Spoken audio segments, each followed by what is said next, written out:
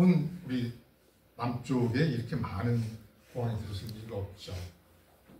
근데 공항뿐만 아니라 백령도, 서산, 새만금, 흑산도, 제주 제2공항, 가덕도, 울릉도 여기에는 항구까지도 준비가 네. 공항 10개를 짓는데 42조 원이 이상 50조가 될 줄 모르고요. 항구가 들어서는데도 여기도 한 몇십조 원이 들어갈지 모르겠습니다. 엄청나게. 예를 들면 울릉공항 같은 경우에는 포항이나 이런 데서 16,500톤짜리 케이슨을 만들어서 배로 끌어서 울릉도까지 갔다가 이렇게 공항을 연결해서 짓고 있습니다. 왜 이렇게 이런 걸 많이 만들까 보니까 미국과 관련되어 있습니다. 예. 미국의 대외 정책이 2008년에 유럽에서 아시아로 중심축 이동했다고 해요. 제가 그 자료를 서울대학교 국제대학원의 신성우 교수 논문을 2012년에 찾아봤는데 여기에 보니까 이런 내용들이 다 있었습니다. 동아시아 주요 5개국, 일본, 한국, 호주, 필리핀, 태국인데 그 다음에 대만, 호주, 뉴질랜드, 인도네시아, 싱가포르, 베트남, 또 저기 방글라데시까지 이런 나라들과 함께 군사협력을 통해서 그리고 군사를 확대하자. 그래서 2011년에 그 힐러리 클린턴 공장관 당시에 다음에 넘겨주시겠습니까? 6가지 그 주요 행동 원칙을 밝혔습니다. 미국 아시아 정책에서 중요한 건 안보 동맹을 강화한다. 주요 5개국과 기타 국가들과 그리고 광범위한 군사력을 배치한다. 네, 다음 주시겠습니다.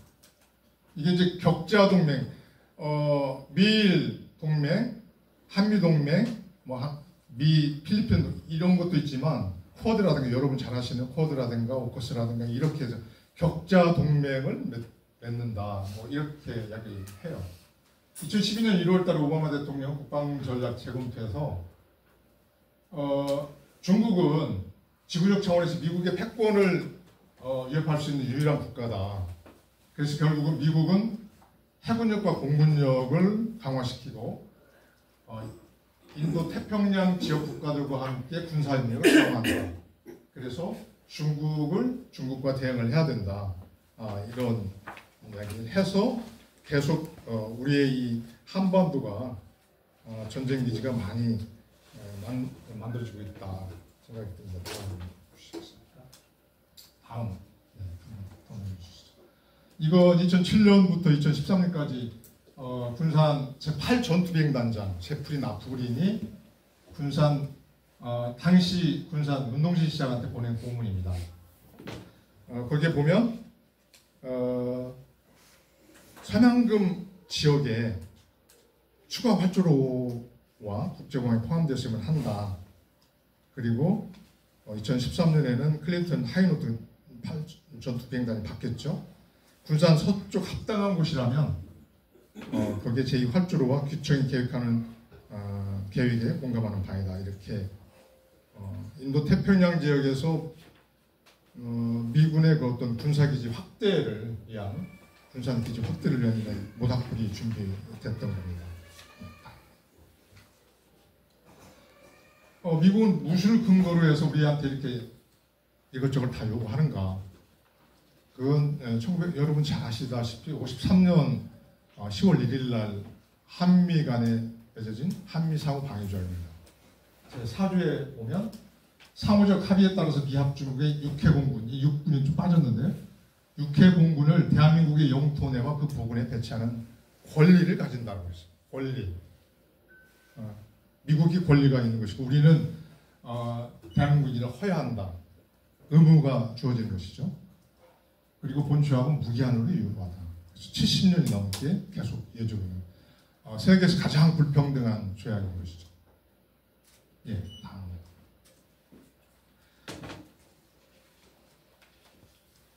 새만금 신공항은 2019년 6월부터 준비되고 우리가 계속 싸움하면서부터 미군들은 1,000만 평을 요구하고 있다. 이런 얘기들을 1997년부터 이런 얘기를 했었습니다. 그러니까 이런 이야기들을 국회의원이라든가 일반인 잘 아시는 분들이 이야기를 통해서 이렇게 듣게 됐고, 그래서 미군들이 1000만 평을 어디에 쓸까? 그러면 이런 것들은 이제 공식적으로 우리가 근거가 없으니까 이런 거 없이 그냥 이야기로만 소랑설레 했는데, 아까 조금 전에 보신 주한미군 8 전투비행단이 보낸 이 공문을 얻게 됐죠. 이 공문은 2020년 그 CBS 전국 방송에서 그 기획 보도한 내용에 들어가 있는 내용입니다. 자, 여기 보면 현재 미군 활주로가 있습니다. 여기에 2750m짜리 활주로가 있고요. 이건 2500m짜리 제1활주로, 이게 군산 새만금 신공항입니다. 여기에 1.35km가 떨어져 있고요. 이거는 정확히 4,300피트입니다. 4,300피트는 미국 FAA, 미국 연방 항공국의 그 기준에 따라서 이렇게 만들었다고 해요. 거기 정확히 그 전략 환경 영향 평가가 나와 있는데, 그리고 이제 이게 처음에는 없었는데 이 관제탑이 나중에는 이쪽으로 만들어졌어요. 이게 수시로 이렇게 변화가 됩니다. 계획이. 이게 23만 평인데 이 유도로, 그러니까 택시웨이라고 해서 유도로를 똑같은 높이로, 군산 미군 기지와 똑같은 높이로 만들어집니다. 근데 관제탑이 중간에 만들어지는데 이 관제권을 미군이 가지고 갖겠다는 겁니다.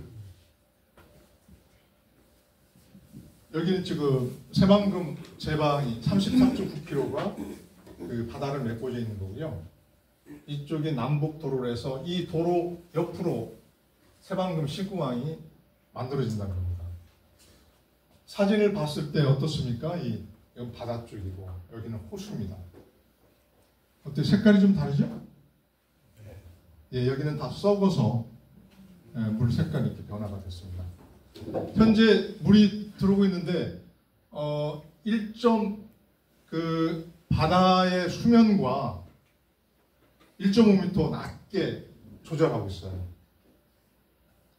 근데 이 사람들은 왜 그러느냐 그랬더니 여기에 지금 막고 있어요. 공단을 만들어서 이 호수에 이 뻘을 뽑아 올려서 자꾸 메꾸고 있어요. 그런데 여기에 그 안에 막고 있는데 이게 낮기 때문에 물을 똑같이 유입시키면 이게 다 어려워진다. 그래서 마이너스 1.5m를 낮추고 있다. 예, 다음 쪽. 근데 이제 물은 조금씩 들어오긴 하는데, 그래서 좋긴 한데 아직도 이 공항, 군산 공항을 건설하기 위해서 물을 마이너스 1.5m로 낮추고 있다. 저는 그렇게 생각을 하고 있습니다. 물을 계속해서 받아들이면 군산 공항까지 밑에까지 물이 다 차오르거든요. 그럼 이게 공사를 하기가 엄청 힘들죠. 그래서 5년 이후에는 뭐 해수욕 시킨다 그런 얘기를 했었어요. 전라도에서. 그 이유는 뭐냐면 새만금 신공항을 다 건설한 후에 이제 물을 드리겠다는 거죠. 여기가 스마트 수변 도시입니다. 이게 제방 바깥으로 새만금 신항만이 만들어지고 있는데, 이게 2040년까지 3조 2,500억 정도 들여서 완성하는데, 이것은 결국 제주 강정과 같은 그런 공항으로 쓰일 것이다. 제 생각으로는. 그리고 잠수함이나 항공모함이 들어올 수 있고, 그 다음에 전쟁 무기가 바로 여기 철도가 지금 예정되어 있는데요. 이 철도를 통해서 다 미군 기지와 연결되어 있습니다. 그래서 미군 기지로 다 연결되어 있고, 그래서 그렇게 여러 가지로 좀 합적으로 만들어진 것이다. 이 수변 도시를 만들었는데 이게 이제 계속 물을 마이너스 1.5m로 낮춘다. 이게 낮기 때문에 이걸 낮추지 않으면 비가 많이 와서 이게 물난리가 나니까 이걸 막기 예방하기 위해서 마이너스 1.5m를 낮추고 있다 하는데 그건 순 거짓말입니다. 네, 거짓말. 이 물이 썩었는데 누가 와서 여기서 살겠습니까? 물이 맑고 스키도 뭐 여기에서 이제 낚시질도 하고 배도 타고 물이 깨끗해야 할 수 있죠. 지금 냄새가 나서 여기 살 수 없습니다. 전부 다 거짓말이죠. 네. 다음.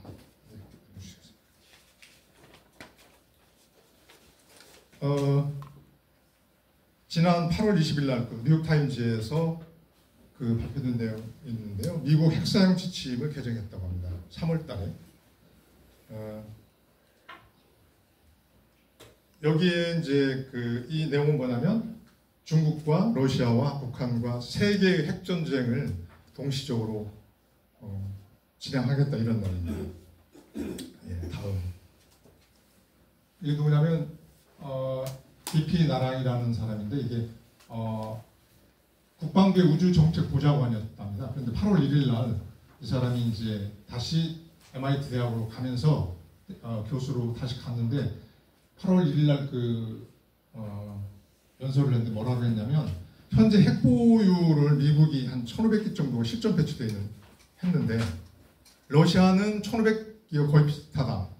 그런데 중국은 500기인데 앞으로 2030년에 1,000기, 2035년에 1,500기가 될 것이다. 그렇게 되면 결국 어렵기 때문에 이를 막기 위해서 사전에 어떤 조치를 취해야 된다 이런 얘기고, 그 다음에 북에도 핵무기가 60개 정도 된다. 2030년에는 100개에서 200개 정도 될 것이다. 그래서 이런 결정을 위반했다, 이렇게 개정을 했다 이렇게 얘기를 하고 있답니다. 예. 근데 이제 3월달에 이렇게 핵 운용 지침을 바꾼 다음에 우리는 몰랐는데 왜 이렇게 그 뭐 여러 가지 사건들이 일어나고 뭐가 일어나는 것 같은데 왜 뭘까 했더니 7월 28일 날 한미일 안보협력 지침을 체결했죠.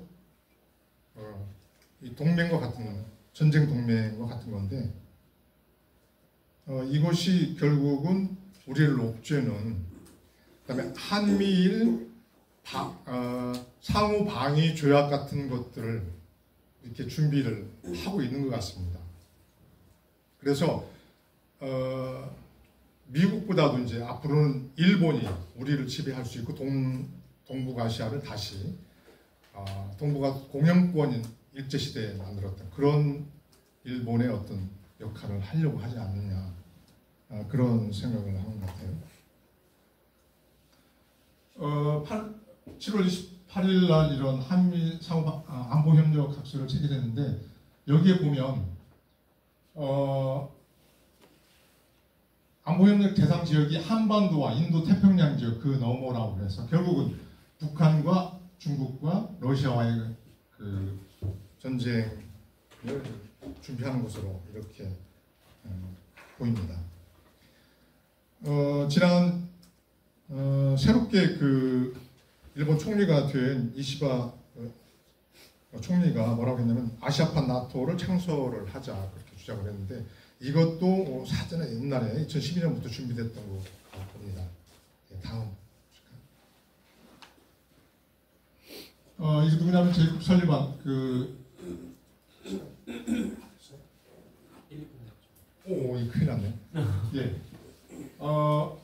국가안보보좌관이죠. 국가안보 사령탑인데 뭐라고 했냐면 중국과의 전쟁에서 미국 단독으로 부족하니까 동아시아 동맹국들과 군사력을 통합시킨다. 그래서 소규모의 군사기지를 먼지처럼 뿌린다. 그래서 한국과 일본과 필리핀, 다른 나라들도 마찬가지. 이렇게 해서 결국은 공군 기지뿐만 아니라 항만까지도 많이 만들어서 그렇게 하는 것이다라고 저는 보고 있습니다. 김중대 전 의원이 노무현 재단에서 아마 강의했던 내용입니다. 다음 보실까요? 8월 4일 날 미 군사 전문지 아미타임스의 보도에 보니까 제8 전투비행단장 군산 그 사람이 뭐라고 했냐면 한반도 방위 임무에 국한하지 않고 군산 미군들은 군산 기지를 인도 태평양 지역 작전을 위한 허브 기지로 만들겠다. 그래서 군산 기지는 단순한 전투 기지가 아니고 모든 임무에 대비한 전력 투사에 하는 플랫폼이다. 이건 결국은 우리가 지금 우리 남한을 지켜달라고 우리가 그 방위비도 1조 3천억 이상 주고 있죠, 매년. 그런데 이제 한반도만 아니라 대만과의 중국과의 전쟁이나 이런 데도 다 참여하겠다는 그런. 그리고 우리의 5천만의 생명을 어떻게 할 것인가, 어떻게 안전하게 보호할 건가, 이런 내용은 한마디도 없습니다. 다 자기들이 어떤 전쟁을 어떻게 할 건가, 이런 내용들만 있습니다. 우리의 생사 여탈권을 우리가 미군들한테 줬습니까? 안 줬죠. 그들 나름대로 자기들 마음대로 우리의 생명과 50만에서 60만이 되는 우리 자식들을 데려다가 총알바지로 사용하겠다는 겁니다. 네, 다음 보시겠습니다. 그 전에 예. 빠졌나 보네요. 예, 뺐네요. 군산 미군기에서 전쟁 연습을 했는데요. 7월 15일부터 30일까지 했는데 여기에 평택이나 이런 모든 군산 무력들이 와서 군산에서 전쟁 연습을 했습니다. 네.